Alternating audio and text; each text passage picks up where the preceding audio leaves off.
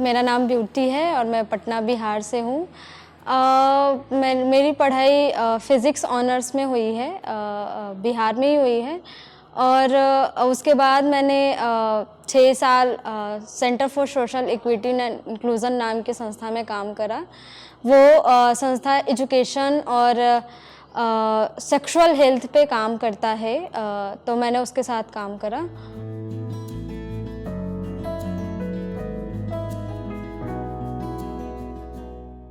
मेरा fellowship join करने का आइडिया और पर्पस एक ही था, मुख्य रूप से एक ही था कि मैं एक दलित समाज से आती हूँ और हर चीज़ों में देखा जाए तो दलित या तो फिर वो पहुँच के कारण दूर रहता है या फिर उनको दूर रखा जाता है।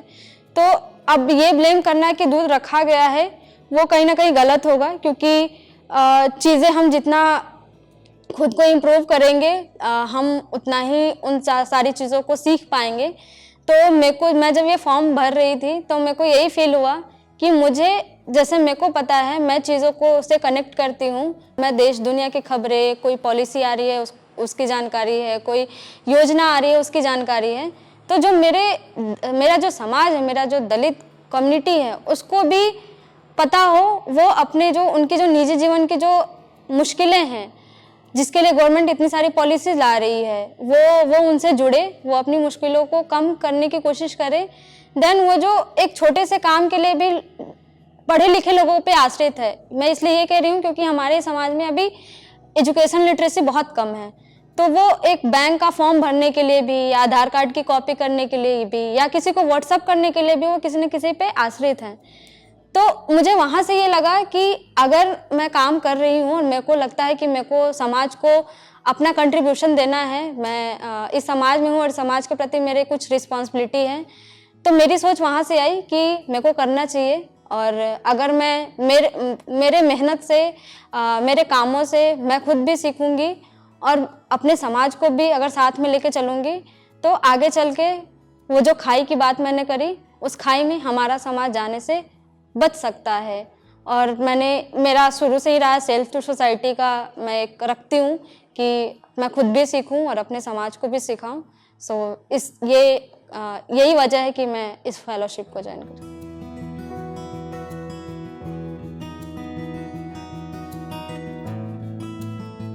फेलोशिप के पहले मैंने अपने गांव में एक्सपीरियंस करा है और अपने कार्य क्षेत्र में भी एक्सपीरियंस करा है कि डिजिटल के मामले में पुरुष काफ़ी आगे रहे हैं। मतलब जब उनको रिसोर्सेज की बात आती है तो पुरुषों का वहाँ पे ज़्यादा रहा है इन्वॉल्वमेंट, पर महिलाएं कहीं ना कहीं, लड़कियां कहीं ना कहीं पीछे हो जा रही है। और मैंने मार्जिनलाइज कम्युनिटी के साथ काम किया है, तो वहाँ तो डिजिटलीकरण का कोई ये देखा ही नहीं हमने। तो जब हमने देखा नहीं तो हमारा सोच वहाँ तक गया ही नहीं। हम बस इसीलिए स्ट्रगल करते रहे कि हमें एजुकेशन मिल जाए, हमें अच्छी हेल्थ मिल जाए। और मैंने कभी सोचा भी नहीं कि ये मुझे लगता था कि डिजिटल लोगों के पास फ़ोन होने चाहिए, महिलाओं को आगे आना चाहिए, उनको भी अभी जो चीज़ें चल रही है देश दुनिया में उसकी खबर होनी चाहिए। पर ये नहीं पता था कि ये होगा कैसे। कोई संस्था काम भी कर रही है या इस पर काम करने की भी ज़रूरत है, ये भी मेरे समझ में नहीं आया था। पर देन मैंने जब ये डिजिटल फेलोशिप के बारे में सुना तो मुझे लगा कि नहीं, ये एक और जंग है जो कि हम सभी को लड़ना है। कि जैसे समाज इतना डेवलप कर गया, एआई आ गया, हर दिन सॉफ्टवेयर आ रहे हैं, इतनी सारी चीज़ें डेवलप हो रही है, पर हम कहीं ना कहीं उससे छूट जा रहे हैं। हमें उसके साथ भी चलना है और उसको सीखना बहुत ज़रूरी है, क्योंकि आगे जाके 2 तरह के समाज बनेंगे। एक वो समाज बनेगा जिसको डिजिटल के बारे में सारी जानकारियाँ होंगी, एक वो समाज बनेगा जिसके पास फ़ोन भी नहीं है, जिसको कुछ नहीं पता है। तो एक बीच में जो खाई बनेगा, वो खाई को ख़त्म करने का या कम करने का तरीका मुझे इस डिजिटल स्वराज फेलोशिप में आके मिला है कि जो एक नई खाई बनने वाली है समाज में आगे चल के, वो कहीं ना कहीं डिजिटल स्वराज फेलोशिप और DEF की टीम उसको कम करने की कोशिश कर रही है और कई हद तक कम कर भी रही है। भले अभी हम तक नहीं पहुंच पाई थी, हम नहीं पहुंच पाए थे इन तक, पर बहुत सारा काम हो रहा है जो हमने यहाँ पे देखा।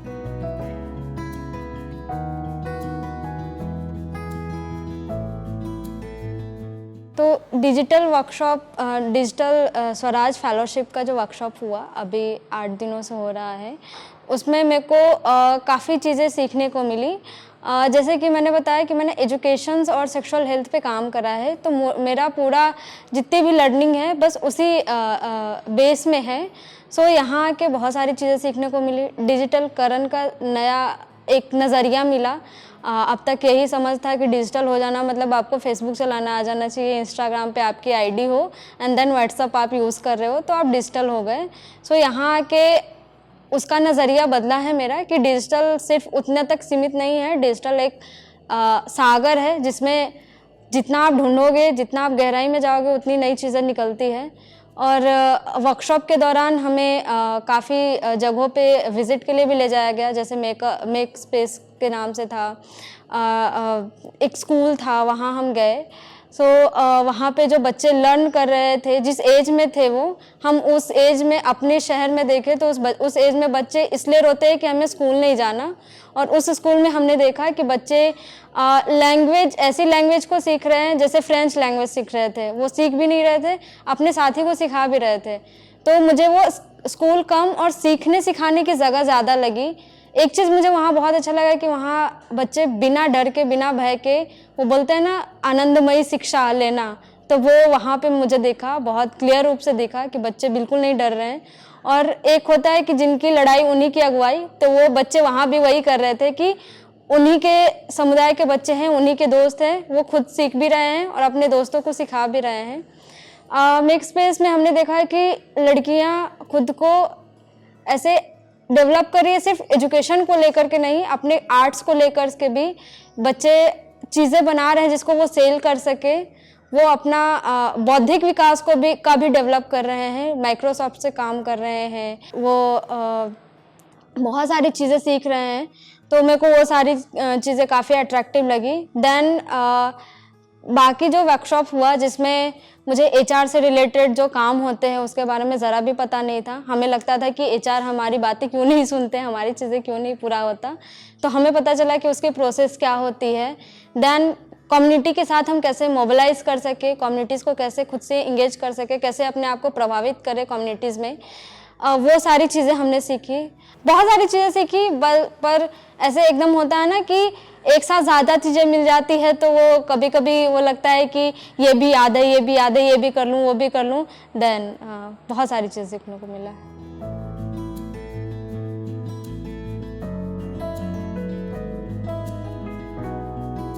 मैंने देखा है 6 साल के कामों में मेरा काफ़ी एक्सपीरियंस रहा है।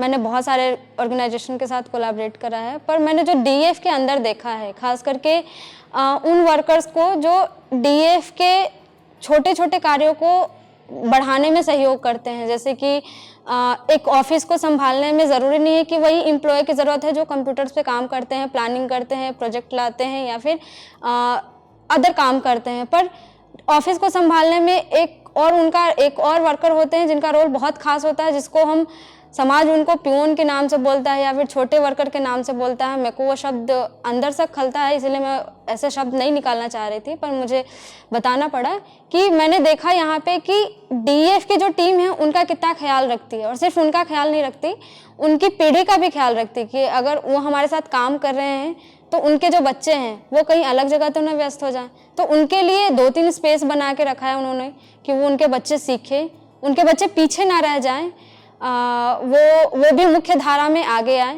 ये चीज़ मुझे बहुत अच्छी लगी। दूसरा कि मेरे को डीएफ में ऐसा फील ही नहीं हुआ कि हायरार्की वाला सिस्टम है यहाँ पे। वो मैं 6-8 दिनों से यहाँ पे हूँ और मैं देख रही हूँ कि अभी तक मैंने फील नहीं किया कि यहाँ कोई टीम में या फिर यहाँ के जो पूरे डीएफ के फाउंडर ओसामा सर, उनकी स्वभाव में कोई हायरार्की वाला सिस्टम है या फिर उनमें एक ऐसा है कि नहीं हम तो बॉस है, ऐसा वाला। तो वो मेरे को काफ़ी अच्छा लगा।